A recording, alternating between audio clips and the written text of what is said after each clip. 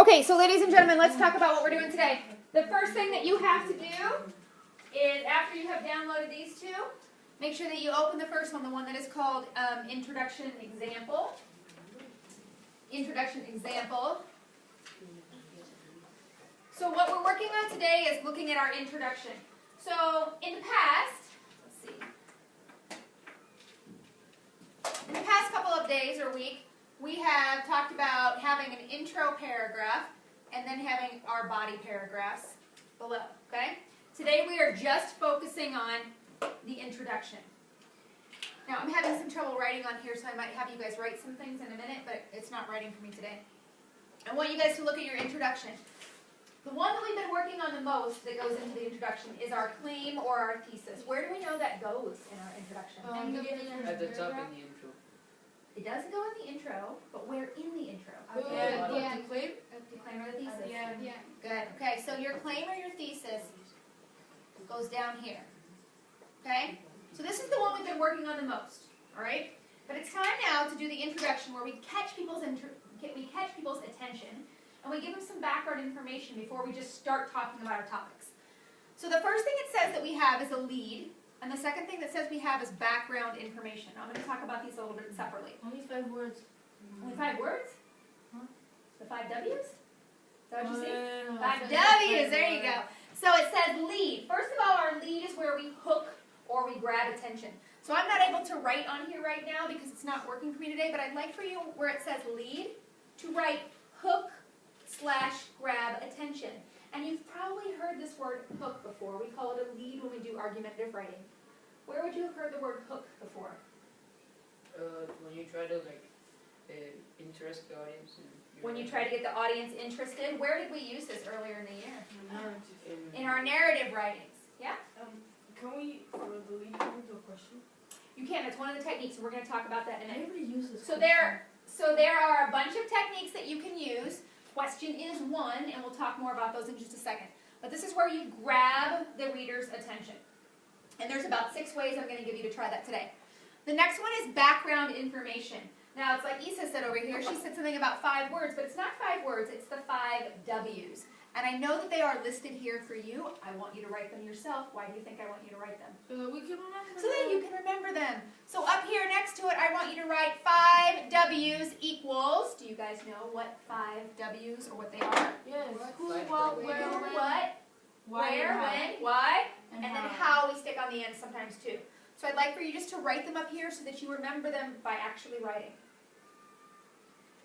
So in the background information, which is our second thing that we had, we know we have lead, and then we have the background info. Those are the 2 that we're working on. The background info does the 5 W's, and it doesn't have to be all of them. It can be part of them. Maybe a who and a what and a where, or a when and a why and a how. Okay? It could be part of them. It doesn't have to answer every single one, all of them. But it also acknowledges the other side. This is an advanced usage. So if you look on that score guide where you already checked your first drafts, it will say level 1, level 2, advanced. In your advanced one, it will talk about acknowledging the other side in background information.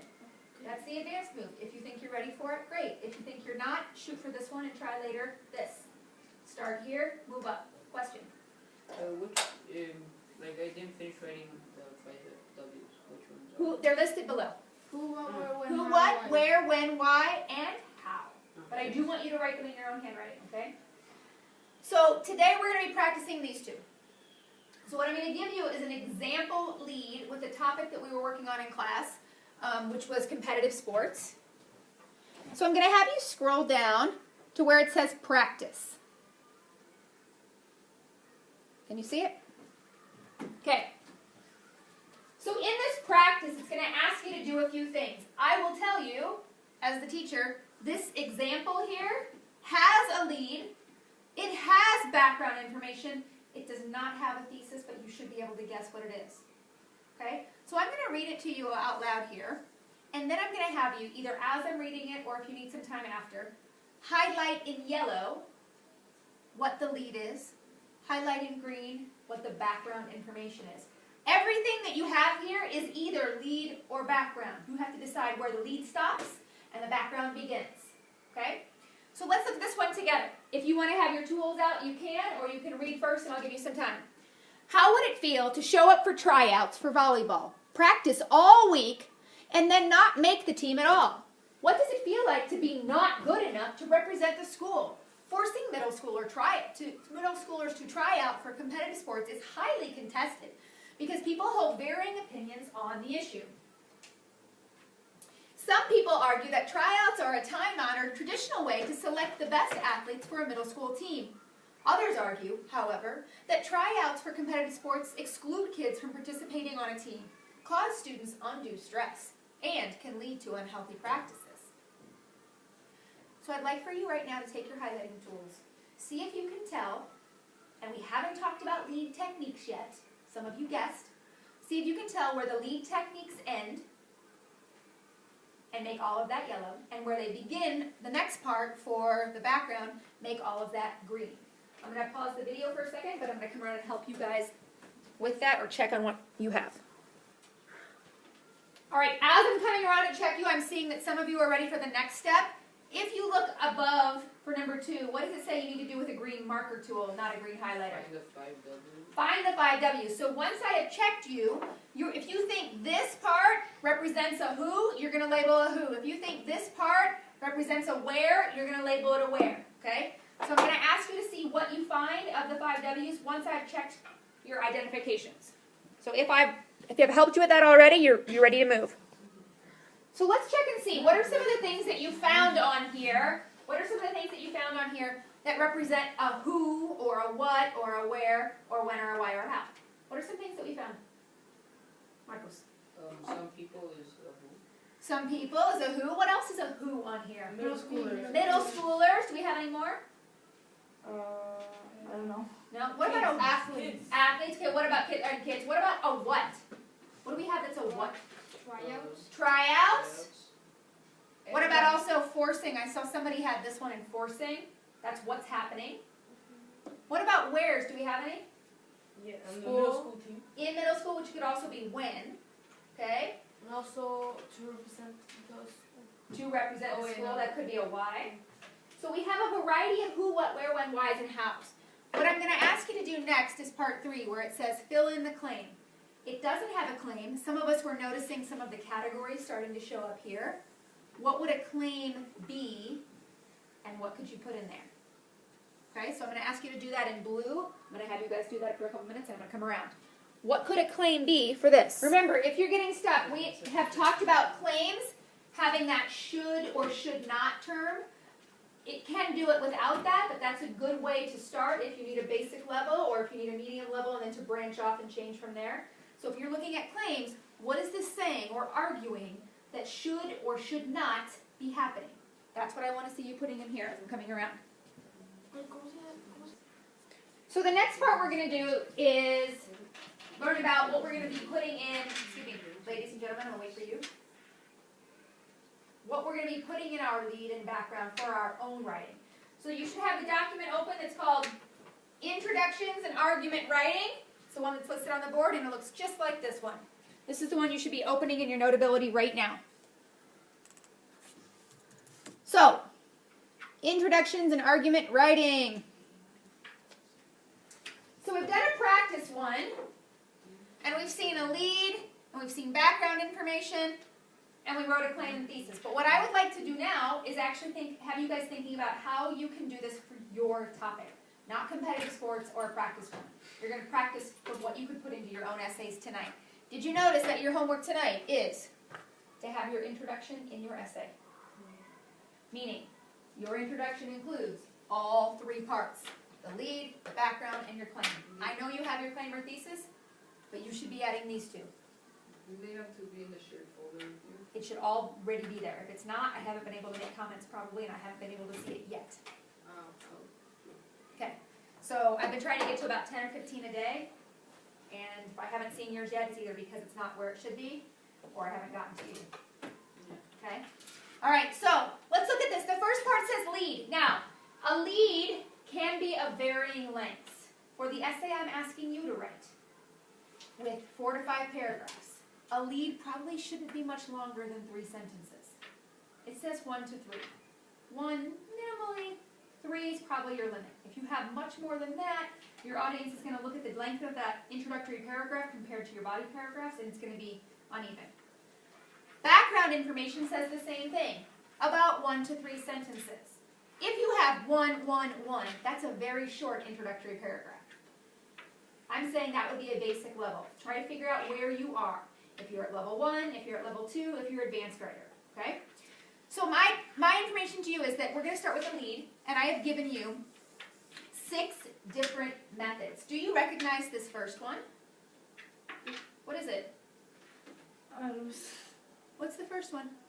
Facts and background. Question, that's what you guys had. No, above that one. That's what you guys had in the example, and some of you asked me about as I was putting that on the board.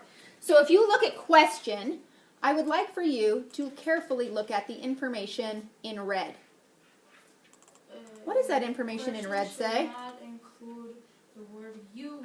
Correct. Questions should not include the word you. I would like for you to highlight or star this with your writing utensil. That's so difficult. It is so difficult, I know. I know a lot of us when we got started writing, which is why some of you asked me as soon as I brought it on the board, can it be a question starter? Use that question technique. In fact, as we're younger, 2nd grade, 3rd grade, 4th grade, 5th grade, even 6th grade, we might be saying things like, do you know about the death penalty? Well, let me tell you, right? So we use a question oftentimes that way when we're younger. But why can't we have you in there? Because it's not in third person. Because it's not in 3rd person. It's not a formal way of writing. So when you do a question, we almost never start with the word did anymore, because what often follows did? Did you? Did you? Okay. So I have given you some examples here about other question starters or question or imagining type of situations. You would say something like, could it be possible if, or what would happen if? You might also start with an imagine if, or how would blank happen in this situation? Yes. It's not the hard thing, we're not putting you, is that when you put you, it can relate to the person, like they could imagine it if it happened to them. You can, but in this case for formal writing, when it slips into 2nd person, it's considered very informal. When you write other types, you want people to relate to them more specifically. This is in an argument, you want to stay out of that.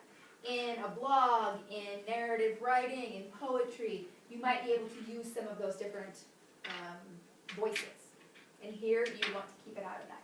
You want to have the other person say that, hey, he's recognizing my side, but not necessarily putting them in a personal situation. Okay? If people are too personal in this, your arguments become like, well, in my experience, and that's becoming unresearched. Okay? So we're going to look at these question words here. Or question words is one of the topics, but you cannot have a you. I know it's tricky. There are facts and background, and I want you guys to notice that in here we do have some statistics. Yours could be that, but it could also just be a general fact. I also want you to add something. Let's go to quotation.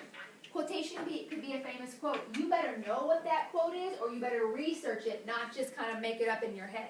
I'm not saying you write a quote off the top of your head and say by your name and call it a quote technique. It needs to be a famous quote. This last one, or bold or startling statement, I'd like for you guys to put this face next to it, this emoji face. The one that's like, oh, that shows shock, okay? That is the one that you're going to use, or that is the face or the emotion you want people to have if you use bold or startling statement. So you should be adding that to the picture. Something that shocks or surprises the reader. That makes you go, wait, what? Or, oh my gosh, at the beginning of something. And the next one is real example from TV, news, or history, and there's examples of all of these. Or definition. The most common ones that I see used are question and definition. They are also the most commonly incorrectly or misused. Okay? Incorrectly done or misused. Look at the notes in red for definition. What does it say you have to do if you use a definition topic? Notice how there are sentences after the definition. Continue lead or connect to the definition. So when you have a definition, can you just stick the definition there and call definition in there and call that your lead? No. You cannot. That is what I typically see people do. They define a word and then they're done. Notice that this example here tells where that definition came from, but also tells how it connects to the subject. So I'm going to read this one out loud and you're going to fill in the blanks because I want you to see it. This is one of the most commonly misused lead strategies. So be ready to fill in. Here we go. Explode, to blow up into. Pieces. Let's try that one again, folks. Explode, to blow up into. Pieces. Demolish by. Explosion. Of. Particles. This is how Merriam Webster. defines. Explosion. Typically, people think of this word by mere Definition. as something. Destructive. However, it can also be used to describe how Quickly. someone comes into Power. or presence, which is exactly what Mark Forden. did. He Exploded. onto the music scene. So let's pause there. When you use this technique, you cannot just have a definition. Please turn to your neighbors and tell them what you have to do. Turn to your neighbors and tell them what you have to do if you use that technique. What is it that you have to do?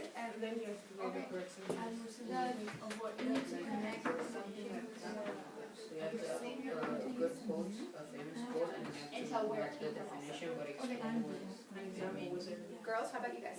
What'd you say? maybe Okay, that's for too some close. reason, and maybe even also tell where that definition came from. Okay, so let's come back here.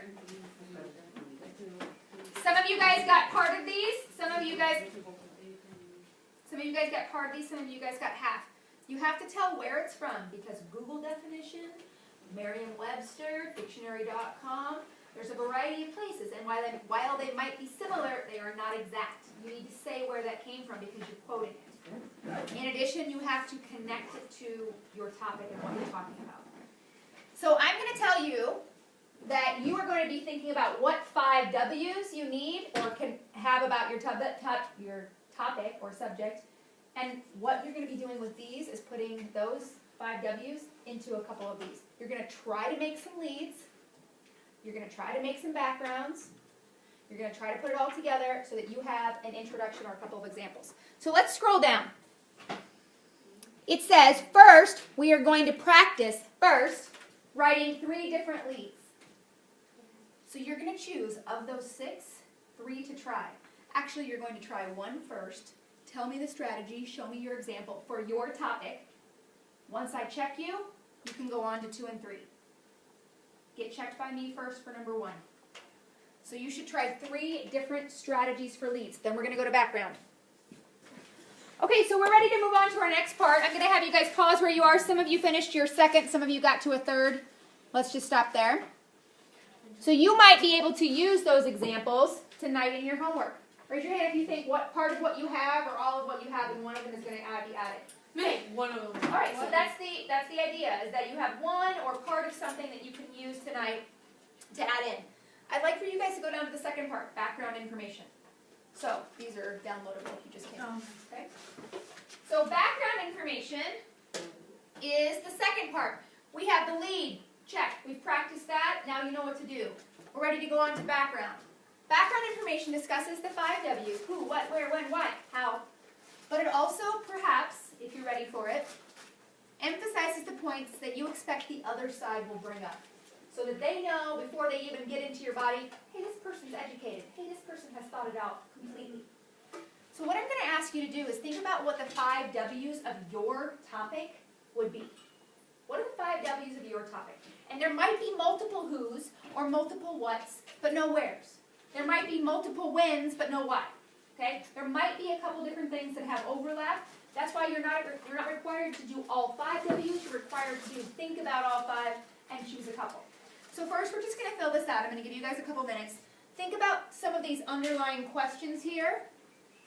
And what would the 5 W's, just list, be of your particular topic? Okay, try to answer as many of those as you can while I come around. Folks, as you are doing this, you might have 2 or 3 in some of your categories, depending on these questions. So do not be afraid to have multiple things in here. I don't want you to put 1 in each and be like, I'm done.